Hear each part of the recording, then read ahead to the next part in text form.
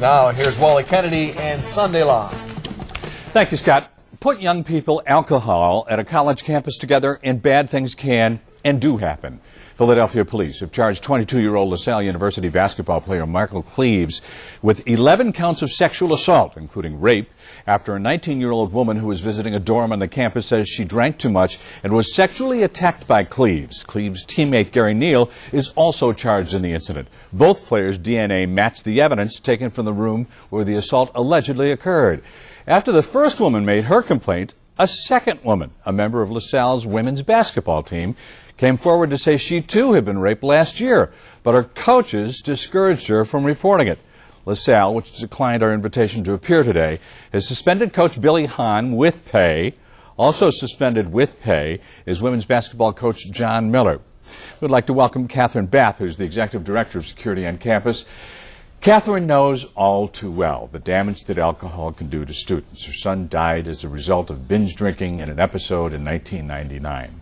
Dr. Howard Raboy is a sociologist who has studied the phenomena of sexual assault on campus and has lots to say about it. And Larry DeMarco is an attorney who represents rape victims who, though they may lose in criminal court, can win in civil court. And last but certainly not least, on the line with us is Stacy, who is a rape victim. Stacy, your trial is going to start when?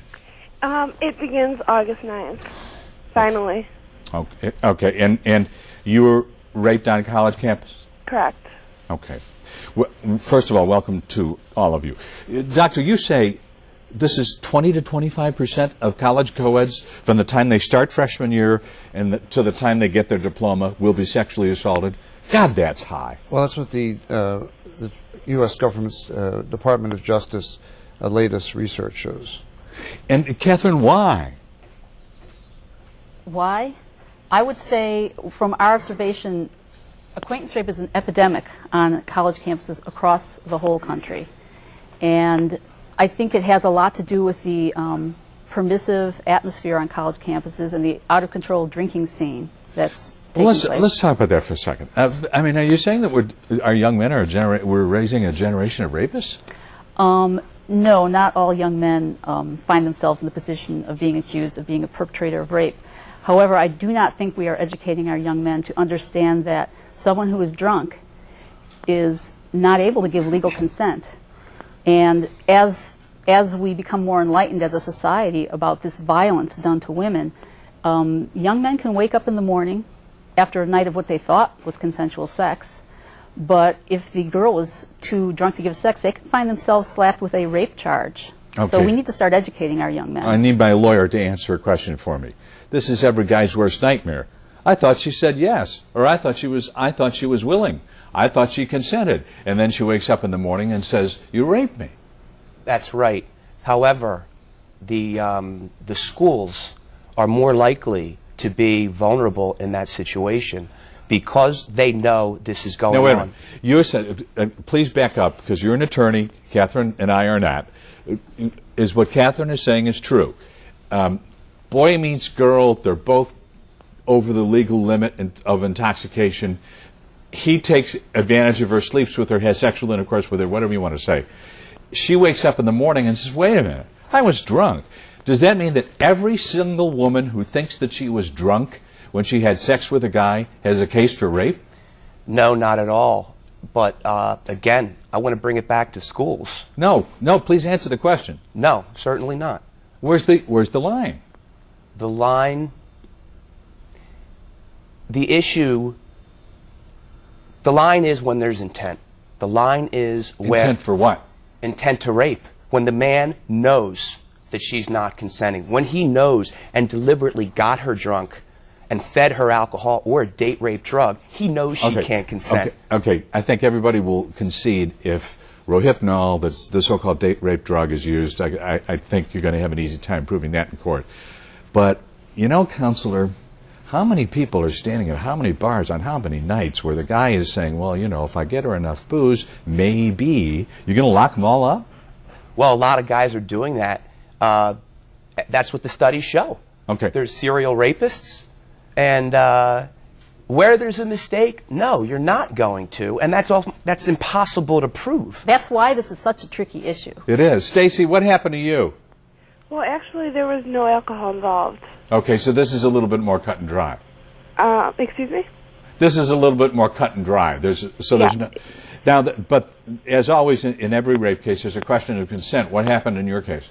Well, it also was an acquaintance that raped me, and what I think is also very common is it starts out as two people kissing and then escalates way beyond what the victim wants. Where did this take place? In a dorm at Ohio State University. Okay, but I mean, his room, your room, where? His room. His room. Okay, and there came a point at which you said stop. Yes. And what did he say? He just continued to tell me how much I was enjoying it. I beg your pardon? He just continued to tell me how much I would enjoy it and ignored what I wanted totally. As you approach the court date, which is imminent, do you know what his defense is going to be? See, I don't. The only encounter I've had with him and chance to hear what he has to say about it is a university hearing where he did not have to talk. He did give a statement to the police before he had an attorney, and he said it was consensual, and he also said that he wasn't even with me that night, so I'm not sure. Okay. That's the defense, consensual. That's always a defense. Listen, we know more about Kobe's accuser than we know about half the people who are committing crimes in Philadelphia. I mean, and this is the story of rape. I mean, you can say... Of acquaintance rape. We have supposed rape shield laws that shield the victim from having her past sexual history brought out, but it seems like that doesn't make any difference. I mean, a huge percentage of rape cases, I mean, you sent me an email here. You say that Penn State had a rapist on their team, and they let him play ball. Penn State is, I'll say this, if I had a daughter, I would not send her to Penn State University.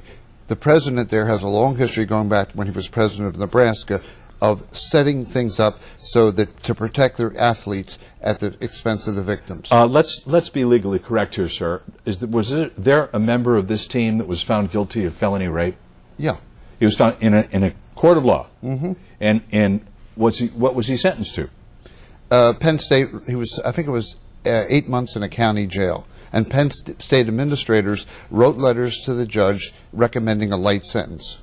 Because he's a good ball player. Because he was a wrestler. Well, there you go. Counselor, help me out here. 8 months for some guys, life for others. What's going on?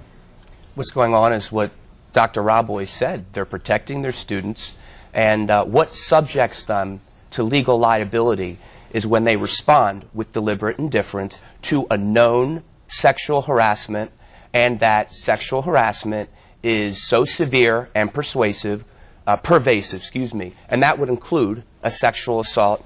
Then they are liable to a private cause of action, and their deliberate indifference. And that's what you do. That's right. And Counselor DeMarco, I want to talk to you about that when we come back. So a woman may go to court, and the accused may be found not guilty.